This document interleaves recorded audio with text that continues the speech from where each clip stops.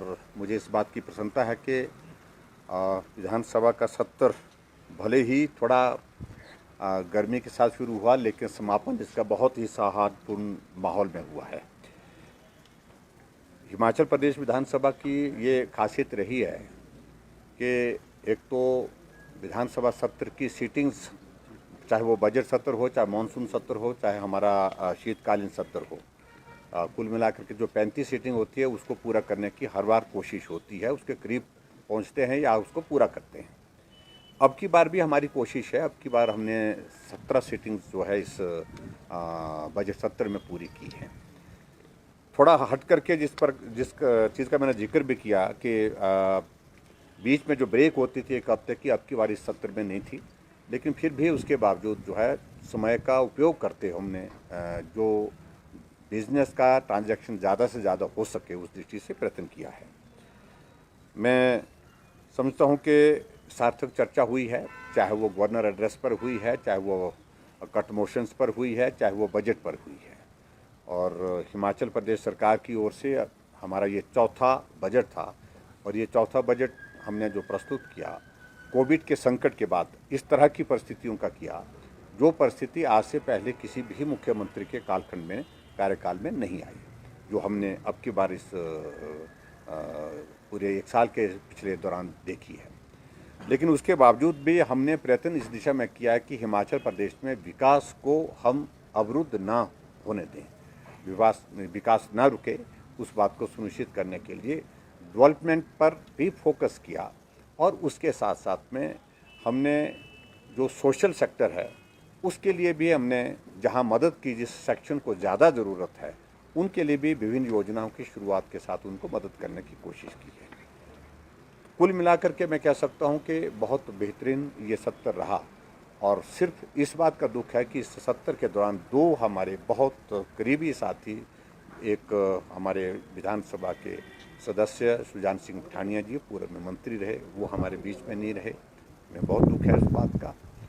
लंबे समय तक वो विधानसभा के सदस्य के नाते सेवा देते रहे। और उसी प्रकार से मंडी लोकसभा क्षेत्र के हमारे सांसद जो दूसरी बार बहुत बड़े अंतर से लगभग 4,05,000 वोट से जीत करके सांसद बने थे, वो हमारे बीच में नहीं रहे। ये हमको इस बात का दुख है कि बहुत बड़ी क्षति इस बीच में हुई है। बाकी सारी चीज़ों को लेकर के अब हम डेवलपमेंट के इश्यूज़ को लेकर के चलेंगे आगे। हिमाचल प्रदेश का विकास हो, गति के साथ विकास हो, ये हमारी प्राथमिकता रहेगी। अभी हाल ही में कॉरपोरेशन के चुनाव है 4 जगह, और चारों कॉरपोरेशन के चुनाव में पार्टी के सिंबल पर चुनाव अब की बार हो रहा है। और ये चुनाव हम जीते ऐसा प्रयत्न हमारा निश्चित रूप से रहेगा। अभी तक के सारे अधिकांश चुनाव हमने जीते हैं, अधिकांश है मैं कह सकता हूँ। लोकसभा जीती, उपचुनाव जीते, पंचायत के चुनावों में भी बहुत बड़ी जीत हुई है और इस चुनाव में भी हम जीत की उम्मीद के साथ आगे बढ़ रहे हैं। उसके बाद 2 उपचुनाव और आने की जो एक स्थिति बनी है वो भी हमारे सामने है। फतेहपुर का उपचुनाव विधानसभा का और एक लोकसभा मंडी का चुनाव, वो भी होंगे। तो उस सारी परिस्थितियों के दौर में से गुजरेंगे, आप लोगों से मिलेंगे और मुलाकातें होती रहेंगी। आप सब लोगों ने इस सत्र के दौरान बहुत एक्टिव रोल करते हुए जो है लोकतांत्रिक व्यवस्था को और मजबूत करने की दृष्टि से जो मीडिया कवरेज उपलब्ध करवाई है, उसके लिए मैं आप सबका बहुत बहुत धन्यवाद करता हूँ। सर, बजट सत्र में आपने कहा कि गर्मी के साथ जो सेशन बिगिन हुआ था, जिसको बाद में सत्ता पक्ष की तरफ से ही शांत कर दिया गया, इसमें एफआईआर भी हुई हैं, क्या उनको वापस लिया जाए? ये सारा विषय अभी तक विचार के लिए खुला है, आने वाले समय में सोचेंगे इन बातों को। कोविड की रिस्ट्रिक्शंस को लेकर बात कही जा रही है और अंदर जो जुर्माने की राशि है 5,000 गुना में कहा 5,000 तक है, वो 5,000 नहीं है, वो 5,000 है। कई जगह ऐसा इस तरह से उन्होंने थोड़ा सा स्ट्रिंजेंट एक्शन लिया होगा, कोई शायद कोई वॉलेशन बार बार कोई आदमी कर रहा था या ज़्यादा इस प्रकार से व्यवहार किया होगा, हो सकता है ऐसी परिस्थिति, मुझे मालूम नहीं है, मेरे पास फैक्ट्स नहीं अभी। लेकिन ऐसा नहीं है कि 5,000 ही चाहिए। 5,000 is the outer limit, maximum limit उसकी जो है वो 5,000 तक है, इससे नीचे भी है। सर, क्या लॉकडाउन लगाने की स्थिति आपको लग रही है? नहीं, देखिए अभी हम रुकेंगे थोड़ा, लेकिन थोड़ा रिस्ट्रिक्शन के साथ भी कॉलेजेस में भी मामले बढ़ने शुरू हो रहे हैं। जिस तरह से शिमला की बात करें, तरौल में भी मामला आया, तो यदि मामले बढ़ते हैं तो क्या स्कूल्स वगैरह बंद हो सकते हैं? देखिए कुछ भी आने वाले समय में स्थितियां क्या होती हैं, कोविड के कारण जो है पिछली बार हमने बहुत सारी चीज़ें प्लान की, लेकिन वो बाद में बदलनी भी पड़ी क्योंकि हालात ऐसे बने। और इस तरह का अब की बार भी कहना उचित नहीं होगा।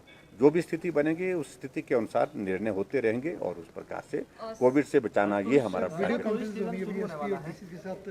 उनसे हम फीडबैक लेंगे। वो क्या अरेंजमेंट्स जो थोड़े से हमारे जो इन दिनों में कोविड के लिए जो बनाए गए थे वो थोड़ा कुछ जगह ज़रूरत नहीं पड़ी थी बीच में, क्योंकि कोविड का नंबर कम हो गया था। ऐसी सूरत में वो ढीले ना पड़ जाएं, वो अलर्ट रहें, एक्टिवेटेड रहें और सक्रिय होकर के काम करें। बॉर्डर एरियाज में सबसे ज़्यादा केसेस है। बॉर्डर एरिया में ज़्यादा मुझे लगता है कि कंटेनमेंट जोन की अगर नौबत आएगी, जहां बड़ा बल्क में नंबर ज़्यादा निकलेगा, जिसमें बॉर्डर एरिया में ज़्यादा निकल रहे हैं, ऊना में निकले काफ़ी और उसके बाद सिरमौर में भी, सोलन में भी और कांगड़ा में भी काफ़ी निकले। बॉर्डर एरिया टूरिस्ट सीजन शुरू होने वाला है, जो टूरिस्ट आएंगे प्रदेश में, तो क्या उसको लेकर कुछ देखिए, कोशिश हम करेंगे इकोनॉमी हमारी प्रभावित ना हो। टूरिस्ट हमारी इकोनॉमी है हिमाचल की, और ऐसी सूरत में कोशिश ये होगी, एसओपी हमारे ऑलरेडी एग्जिस्टेंस में है लेकिन उनका पालन सुनिश्चित करेंगे।